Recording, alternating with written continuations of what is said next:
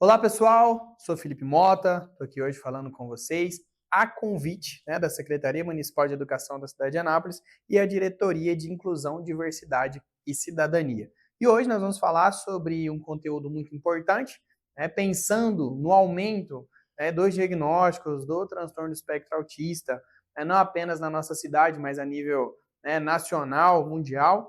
E o transtorno do espectro autista ele é um transtorno do neurodesenvolvimento e ele é multifatorial, Então ele vai atingir aí diversas fases ou diversas etapas do neurodesenvolvimento. E hoje nós vamos falar um pouquinho a respeito dos comportamentos inadequados para que a gente possa entender função do comportamento, o que eu preciso entender para bolar uma intervenção, para que essa intervenção aconteça da melhor forma possível. E eu espero que até o final do vídeo a gente possa aprender bastante aqui. Bom, vamos lá. Iniciando, a primeira coisa que eu queria trazer para vocês é que existem dois conceitos bases para que a gente possa pensar numa intervenção. O conceito 1 é o de topografia e o conceito 2 é o de função. Tá? O que é uma topografia? Topografia é a forma física como o comportamento ele se apresenta. Então, vou dar um exemplo. Tá? Então, a criança gritar é uma topografia. A criança chorar é uma topografia. Ou seja, é a forma como o comportamento ele está se apresentando. E a função é o que a pessoa deseja alcançar quando ela emite o comportamento. Então, a criança gritou. Qual a função do grito? Quando pensamos na parte da análise do comportamento aplicado, vem de uma escola funcionalista. Ou seja, quando nós olhamos para um comportamento, não nos atentamos apenas à topografia, mas principalmente à função por trás dessa topografia. E aqui eu vou dar um exemplo bem prático. Vamos pensar em três topografias. Topografia 1, eu posso abaixar a maçaneta da porta com a minha mão esquerda. Topografia 2, eu posso abaixar a maçaneta da porta com a minha mão direita.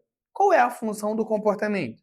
Abrir a porta, Mas eu posso emitir uma terceira topografia, um comportamento bizarro. Eu posso tentar abaixar a maçaneta da porta com a minha língua, por exemplo. A função do comportamento também é abrir a porta. Por isso que entender a função por trás do comportamento é tão importante quanto olhar a topografia. Quando olhamos a função, conseguimos pensar qual a melhor topografia para aquela situação. No caso de quem está tentando abaixar a maçaneta da porta com a língua, nós vamos ensinar a abaixar a maçaneta da porta ou com a mão direita ou com a mão esquerda. Então, por isso que é importante. A criança está chorando, ok. Qual a função desse choro? A criança está gritando. Qual a função do grito? A criança jogou objetos no chão. Qual a função desse comportamento? Então, não apenas devemos observar o comportamento, mas principalmente qual a função por trás desse comportamento. E aqui eu quero trazer para vocês as 4 principais funções do comportamento. Tá? E aqui nós vamos montar um acrônimo, que é a palavra seta. Tá? Quando nós pensamos na palavra seta, como vocês podem ver, a palavra seta, coisa que os condutores geralmente têm dificuldade para entender o que é, para você fixar aí, vai falar para nós das 4 principais funções do comportamento, sendo a primeira a função sensorial. O que é a função sensorial para que a gente possa entender? São comportamentos mantidos pelo que nós chamamos de reforçamento automático, ou seja, não precisa da mediação de uma outra pessoa ali.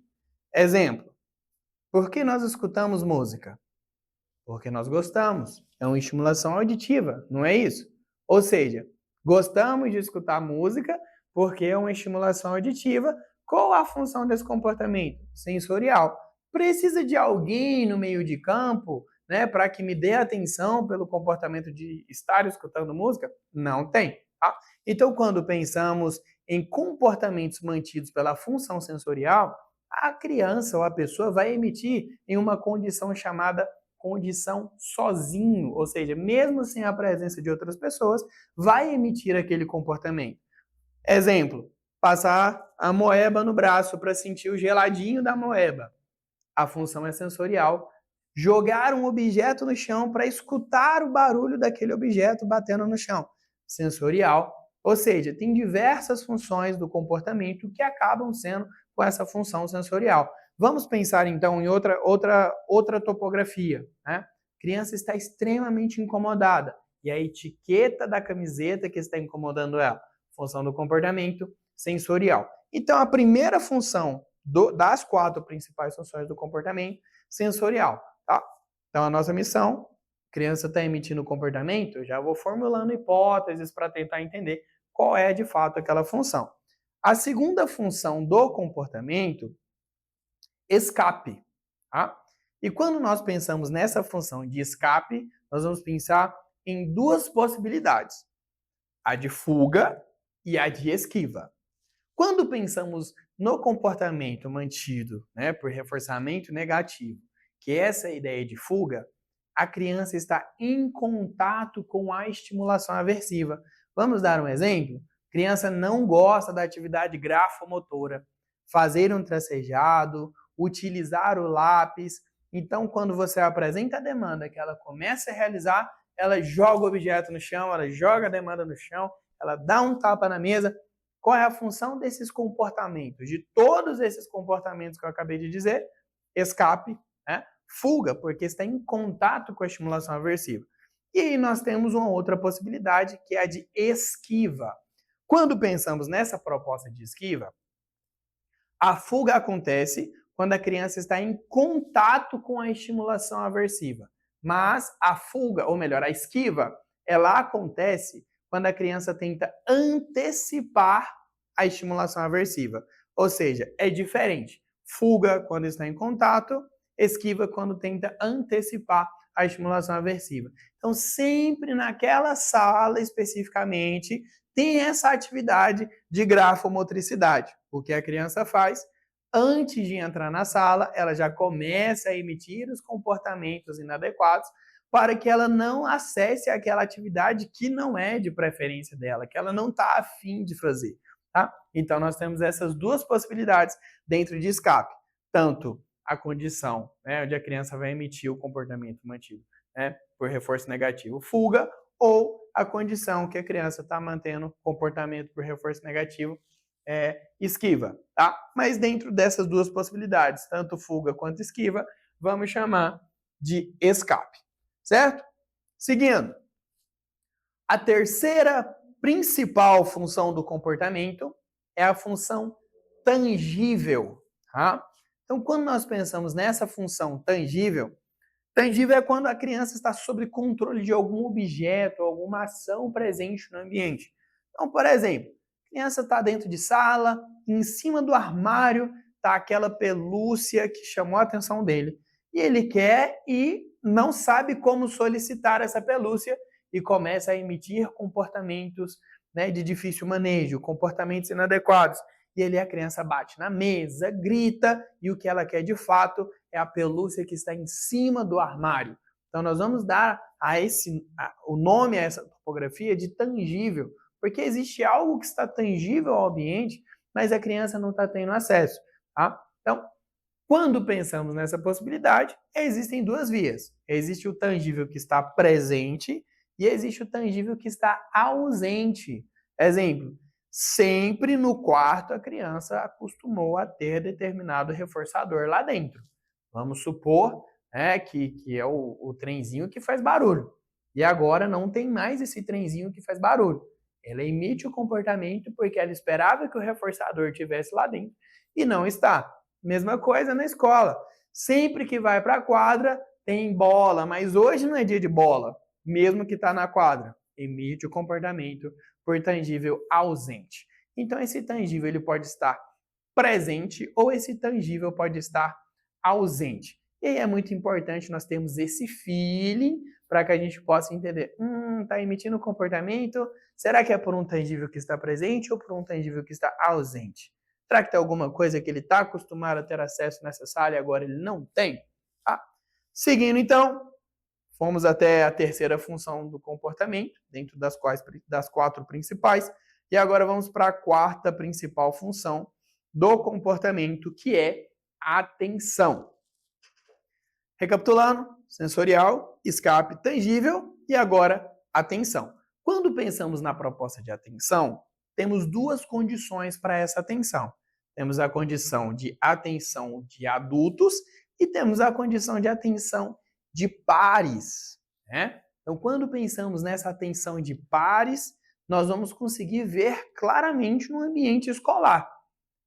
Agora, dentro do setting terapêutico, onde tem um adulto e uma criança, provavelmente a criança não vai emitir o mesmo comportamento, porque aquele comportamento ele faz na presença de pares e não na presença de adultos, né?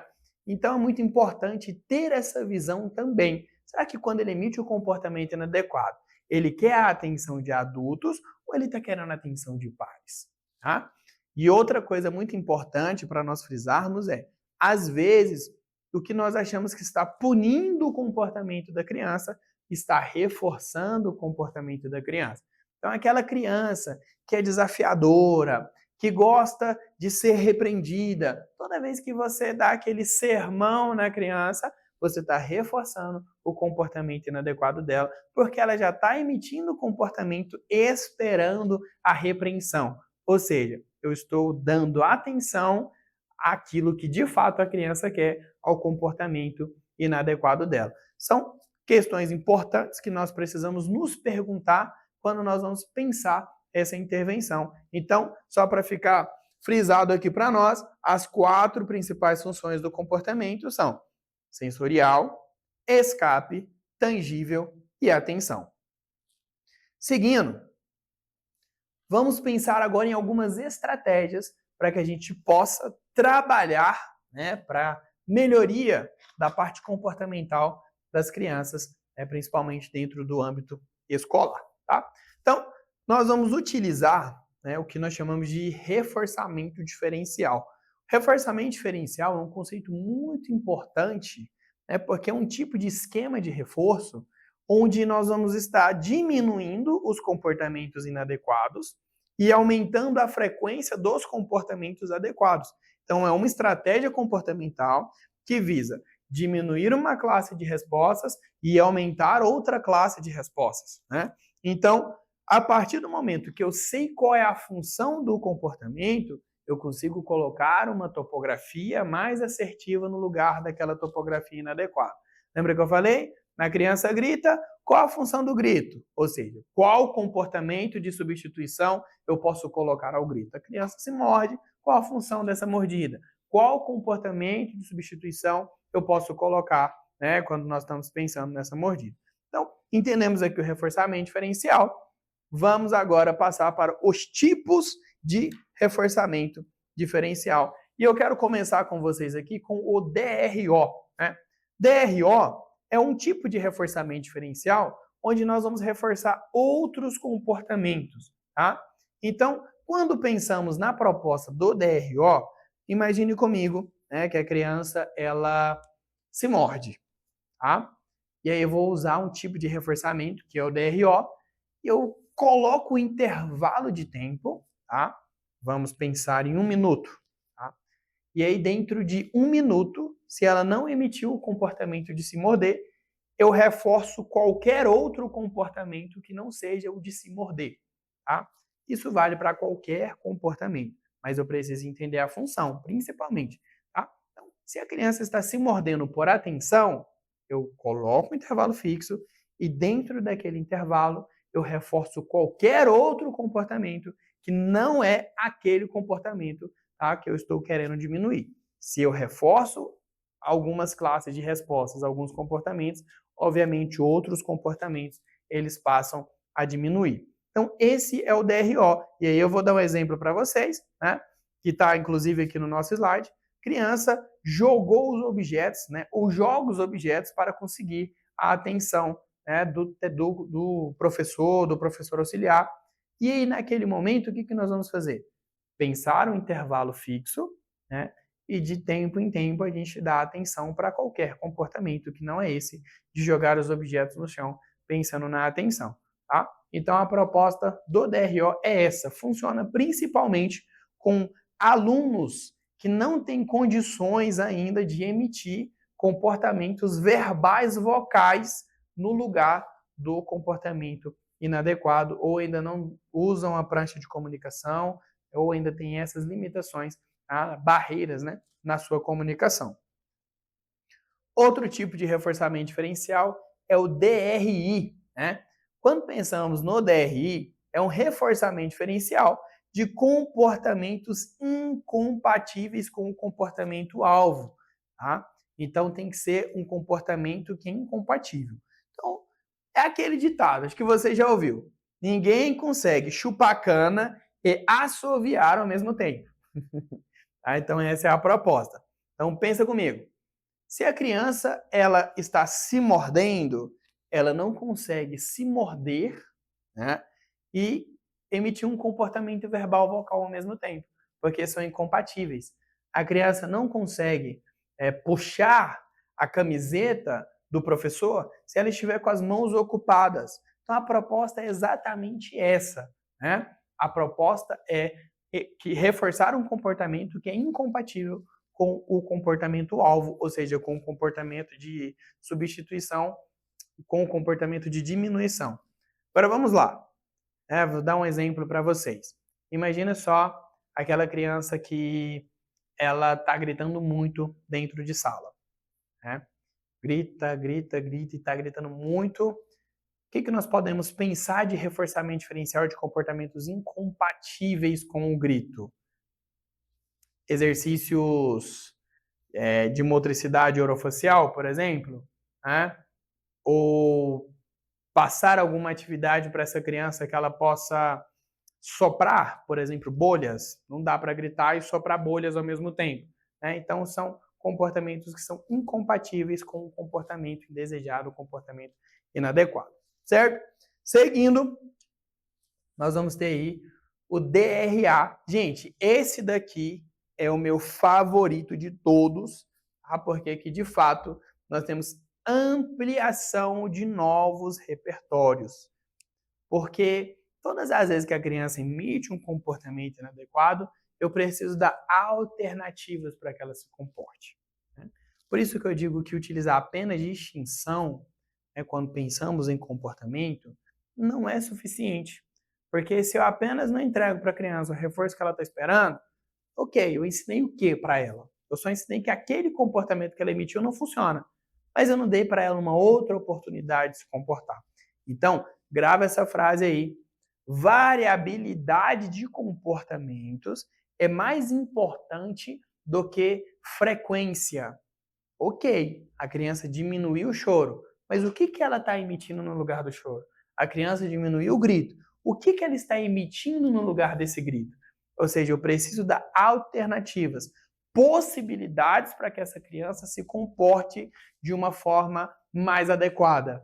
Tá? Então, quando pensamos no DRA, é exatamente isso que nós vamos fazer. Reforçamento diferencial de comportamentos alternativos. E aqui é onde trabalhamos a maior expansão comportamental, né, dos nossos alunos, dos nossos pacientes. Então pensem comigo o seguinte, criança está emitindo um comportamento porque a demanda não está sendo reforçadora para ela, está sendo aversiva.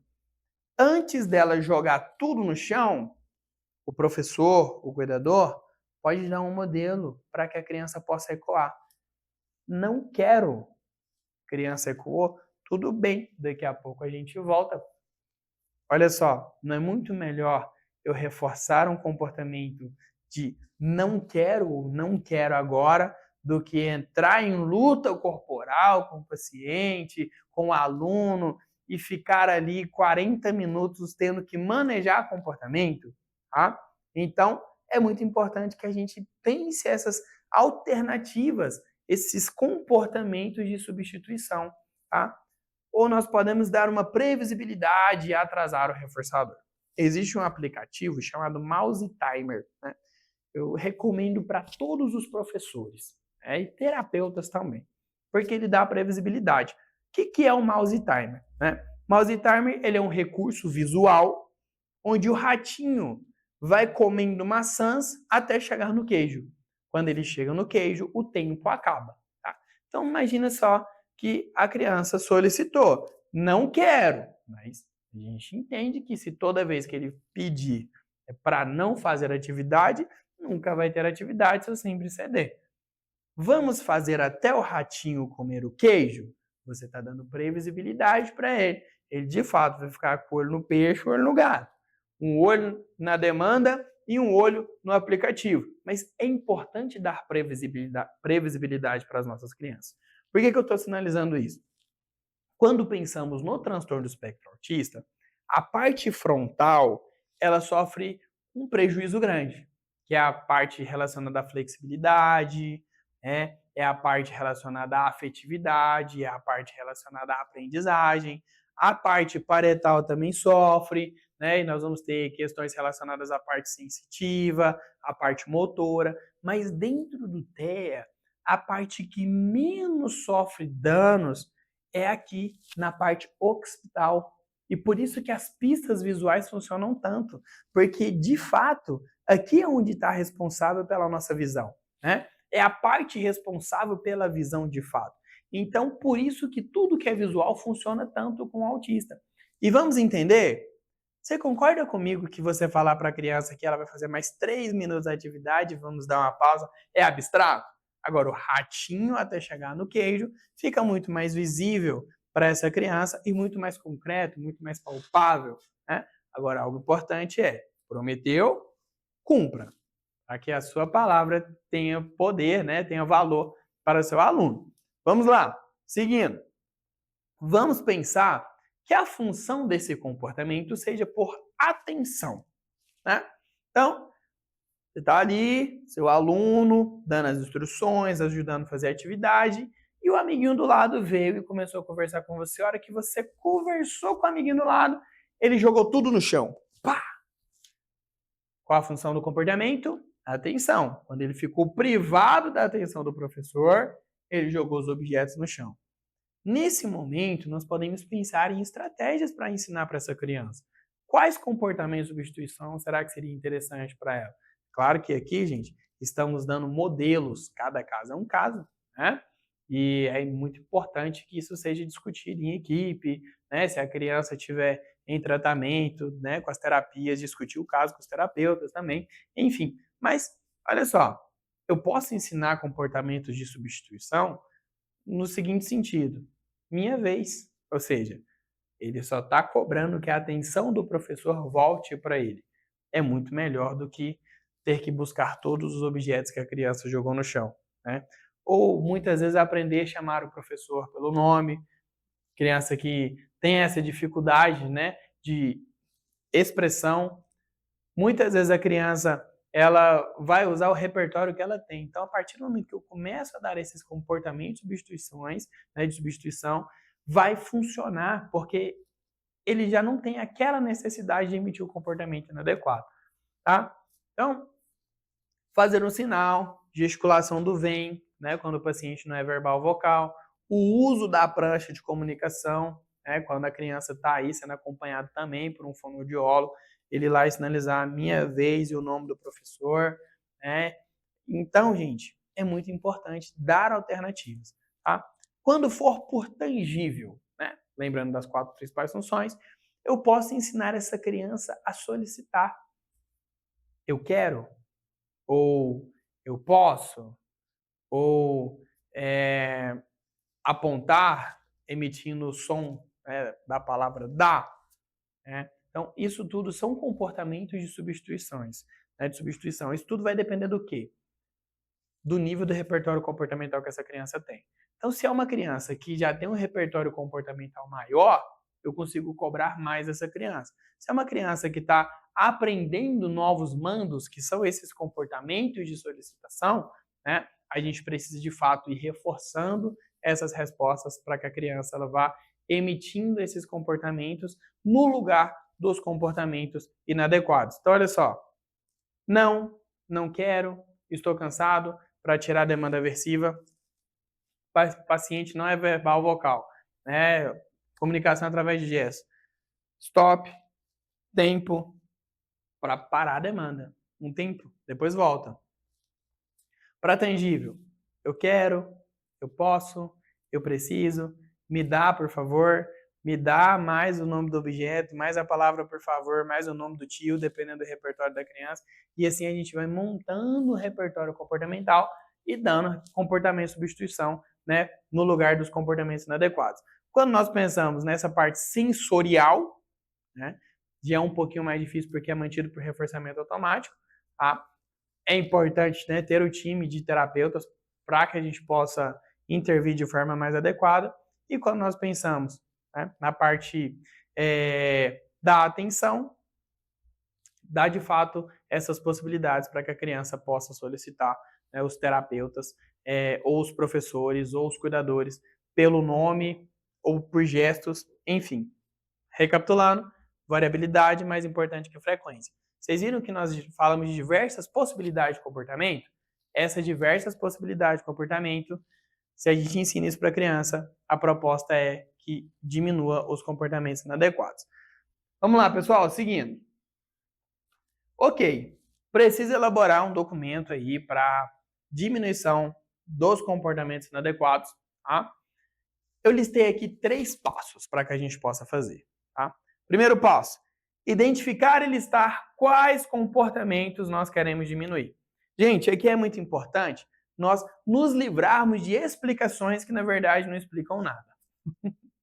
Exemplo, o aluno fez isso porque ele estava frustrado.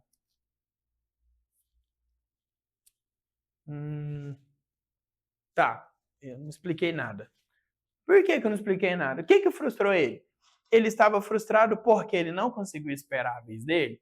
Ele estava frustrado porque ele não tem comportamento de troca de turno?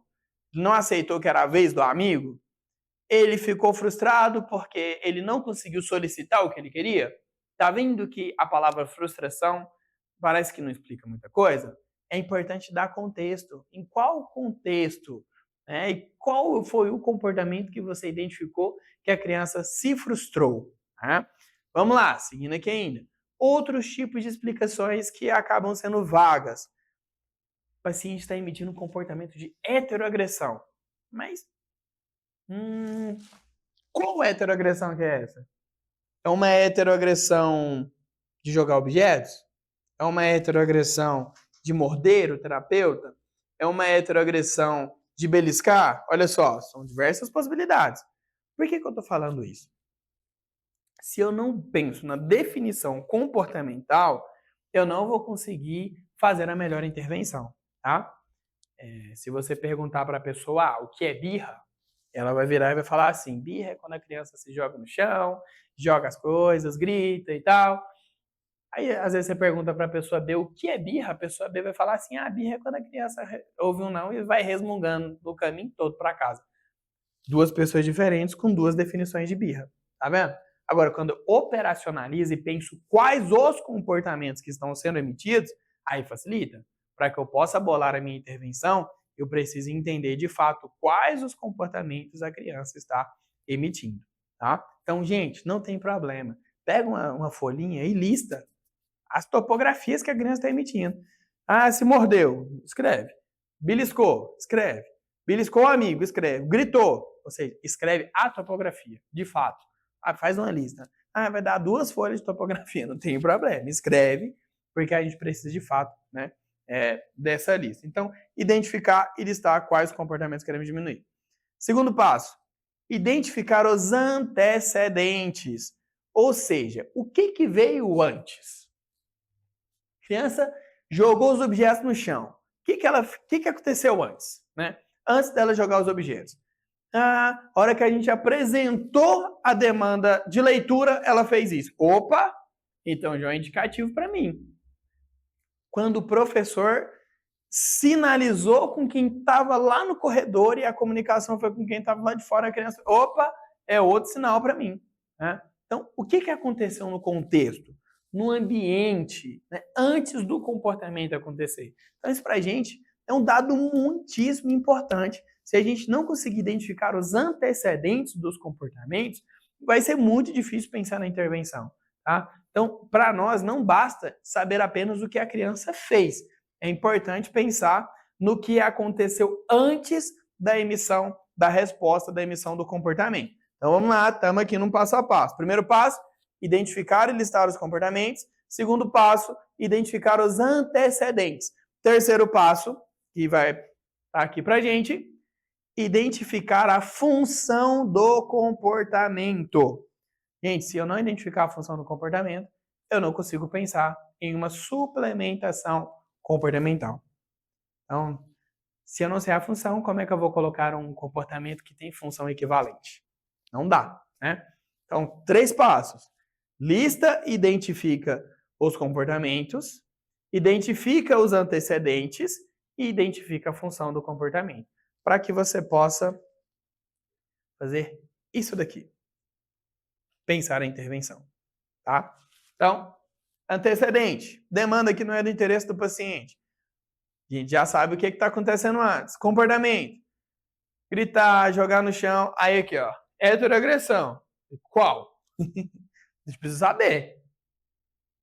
Essa heteroagressão aqui é o quê? O que ele está fazendo? Por isso que eu coloquei esse qual aqui para vocês possam entender. E cuspir. Como está claro aqui para a gente qual é o antecedente, ficou claro também identificar qual que é a função, tá? Intervenção. Coloquei aqui 3 pontinhos porque isso aqui eu vou pensar com vocês agora, tá? Grito. Se eu penso no DRI, qualquer comportamento verbal vocal que não seja gritar, nesse momento aqui vai ser fisicamente, né, incompatível com o grito.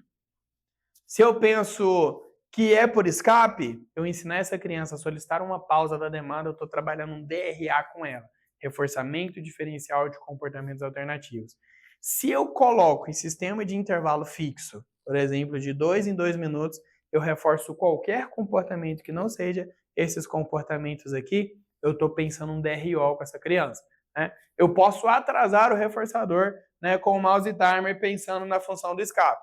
Quando o ratinho chegar no queijo, a gente para a demanda, tá? Ou seja, gente, coloquei esse modelinho aqui para vocês entenderem, né, que a intervenção é o último passo depois de uma coleta de dados bem feita. Começamos daqui, comportamento. Listamos os comportamentos. Antecedente. Em quais antecedentes se limita esse comportamento? Pensamos na função. Qual a função desse comportamento? Agora, a partir da função de todos esses dados, nós vamos pensar na melhor intervenção para essa criança. Como eu disse, quando ele amplia repertório, diminui a necessidade, né, do uso das respostas inadequadas, problemáticas, né, que de fato geram mal-estar para a criança, né, porque acaba gerando prejuízos sociais e etc. Bom, e aqui, né, para que a gente possa pensar a respeito disso, ignorar comportamento não é fazer intervenção ética, tá, gente? Quando nós pensamos em lista de substituições, o que nós vamos ensinar para essa criança, no lugar dos comportamentos inadequados, aí sim a gente está trabalhando com o coração. E a 8ª dimensão da análise do comportamento, não é o nosso tema da aula de hoje, mas eu não poderia deixar de citar, é a compaixão. Ah, então, quem trabalha com análise do comportamento e usa essa ciência no seu dia a dia, tem que ter compaixão, e ser eticamente correto e trabalhar de fato para o bem-estar e melhoria e qualidade de vida das crianças, tá? Reforçando, variabilidade mais importante do que a frequência do comportamento. E pessoal, para a gente finalizar, quero deixar aqui para vocês uma frase, tá?